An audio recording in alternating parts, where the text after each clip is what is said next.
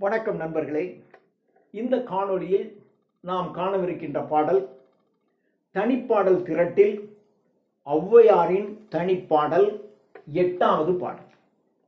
இந்த பாடலில் அவர் எதை மையமாக கொண்டு பாடுகிறார்? நல்ல வழியில் செலவழிக்கப்படாத செல்வம் என்ன ஆகும்? நீங்க உங்கள்கிட்ட செல்வம் இருக்கணும், அந்த செல்வத்தை நீங்கள் நல் வழியிலே செலவழித்தல் வேண்டும். அப்படி நீங்க நல்ல வழியில செலவழிக்கவில்லை என்று சொன்னால் அந்த செல்வத்தின் நிலை என்னவாக மாறும், என்ன ஆகும் என்பதை இந்த பாடலிலே ஔவையார் நமக்கு சொல்லுகிறார். இப்போ நம்ம அந்த செல்வம் என்ன ஆகும் என்பதை நாம் பார்க்கலாம். நம்பன் அடியவர்க்கு, நம்பன் என்றால் சிவன் என்று அர்த்தம். சிவபெருமானின் அடியவர்களுக்கு, சிவபெருமானை என்றென்றும் பூசித்துக் கொண்டிருக்கக்கூடிய அடியவர்கள், சிவன் அடியார்களுக்கு நல்கா, நல்கா என்றால் கொடுக்காத, திரவியங்கள் என்றால் செல்வங்கள், சிவன் அடியார்களுக்கு கொடுக்காத உங்களின் செல்வமானது. அப்போ சிவன் அடியார்களுக்கு கொடுக்கின்ற செல்வம் நல்ல வழியில் பயன்படுகின்ற செல்வம். அப்படி அதைத்தான் நல் வழியில் பயன்படாத செல்வம். அப்ப நல் வழியில் பயன்படுகின்ற செல்வம் இது. சிவனடியார்களுக்கு நீங்கள் செய்கின்ற உதவி நல் வழியிலே செயல்படுகின்ற செல்வமாக கருதப்படும்.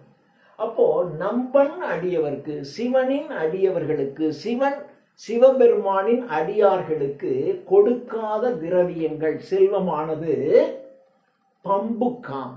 பம்பு சூனியம் அர்த்தம். இந்த பில்லி சூனியம் அப்படிலாம் சொல்றாங்கல்ல, இவன் சூனியக்காரன் போய் காசு கொடுத்து அவனை அது பண்ணு, இவனை இது பண்ணு. ஒரு சூனியக்காரன் வருவான், இன்னொருத்தனுக்கு செய்வினை செய்கிறேன், இன்னொருத்தனை அழிக்கிறதுக்காக செய்வினை செய்வது சூனியம் வைத்தல் என்ற வேலைக்கு யாரையாவது கூட்டிட்டு வந்து அவனுக்கு காசு கொடுத்துட்டு இருப்பான். சூனியக்காரனுக்கு அந்த காசு போகும், விரயமாகும். பம்புக்காம். பேய்க்காம் அப்படின்னா பேய் வழிபாடு. நீங்க கடவுள் வழிபாடு என்பது வேறு, பேய் வழிபாடு அதுக்கு ஆப்போசிட். அது ஹெவன், சொர்க்கம். இன்னொன்னு ஹெல், அது கடவுள். இது பேய், நரகத்திலே இருப்பது பேய். அப்போ நரக வழிபாடு என்னால் பேய் வழிபாடு. பேய் வழிபாடுனா என்ன? எல்லா தீமை காரியத்துக்கும் செஞ்சுக்கிட்டு இருப்பான். குட் பேட், ஹெவன் ஹெல், சொர்க்கம் நரகம், கடவுள் பேய். அது மாதிரி பேய்க்காகும், பேய் வழிபாட்டுக்காகும், தீய வழிபாட்டுக்குத்தான் அந்த காசு செலவாகும். அல்லது பரத்தையர்க்கு, பரத்தையர் என்றால் பொதுமகளிர், பொதுமகளிர், விலை மாதுக்கள், இவர்களுக்கு இந்த காசு போகும். நீங்க சிவனடியார்களுக்கு செய்யணும், அதுதான் அரண் வழி, நல்ல வழியிலே நீங்கள் செய்கின்ற செல்வம். அந்த நல் வழியிலே செலவழிக்கப்படாத செல்வமானது சூனியக்காரர்களுக்கும் பேய் வழிபாட்டுக்கும் பரத்தையர்களுக்கும் வம்புக்கு. வம்பு அப்படின்னா வீண் செயல், வீணான செயல். ஏதாவது சம்பந்தம் இல்லாம ஏதாவது ஒரு செயல் செஞ்சு அதுல காசு செலவாகிட்டு இருக்கும், விரயமாகி கொண்டிருக்கும். வம்புக்கு, வீண் செயலுக்கு செலவாகும். கொள்ளைக்கு, நீங்க இப்படி செலவு செய்யாம பத்திரமா நீங்க வச்சிருந்தீங்கன்னா கொள்ளையர்கள் வந்து அதை கொள்ளையடிச்சுட்டு போயிடும், அங்க போயிடும் அந்த காசு.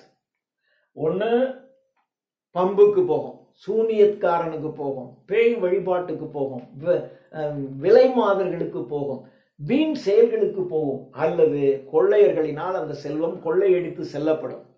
அல்லது கள்ளுக்காம், நம்முடைய மனநிலையை பிறழ் செய்கின்ற கள்ளு, அந்த கள்ளுக்கு போய் இவன் காசு செலவழிப்பான்.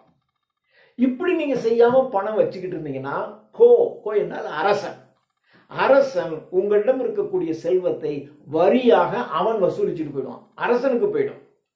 அப்படி இல்லைன்னா கள்ளருக்கு, கள்ளர் என்னால் திருடன், கொள்ளை என்னால் கொள்ளையன். கொள்ளையர்கள் என்பவர்கள் ஒருத்த வர்றதில்லை, நிறைய பேர் வந்து உங்கள்கிட்ட இருக்கிற எல்லாத்தையும் கொண்டு போயிடும். கல்வர்கள் என்பவர்கள் திருடர்கள், உங்கள்கிட்ட இருக்கிற பணத்தை திருடிட்டு போயிடுவாங்க. கல்வர்கள். தீக்கு ஆகும், தீக்கு ஆயிடும். அப்படி எதுவும் இல்லைன்னா உங்க பணம் இருக்கிற இடத்துல தீப்பிடிச்சு உங்கள் பணமானது எரிந்து நாசமாய் போய்விடும் கான். இதெல்லாம் நடந்துடும். அதனால உங்களிடம் பணம் இருக்கும் பொழுதே அந்த பணத்தை நீங்கள் நல் வழியில் செயல்படுத்துதல் வேண்டும். நல் வழியில் நீங்கள் செயல்படுத்தாமல் பயன்படாமல் நீங்கள் வைத்திருந்தீர்களே ஆனால் அந்த பணமானது சூனியத்திற்கு, பேய் வழிபாட்டிற்கு, விலை மாதர்களுக்கு, வீண் செயலுக்கு, கொள்ளையர்களுக்கு, கள் உண்பதற்கு, அரசனிடம் வரியாக வசூலிப்பதற்கு, சாவுக்காம். யாராவது இறந்து போனா அந்த இறந்து போனவர்களினுடைய ஈமக்கடன் செய்யணும், அந்த செலவாயிடும்.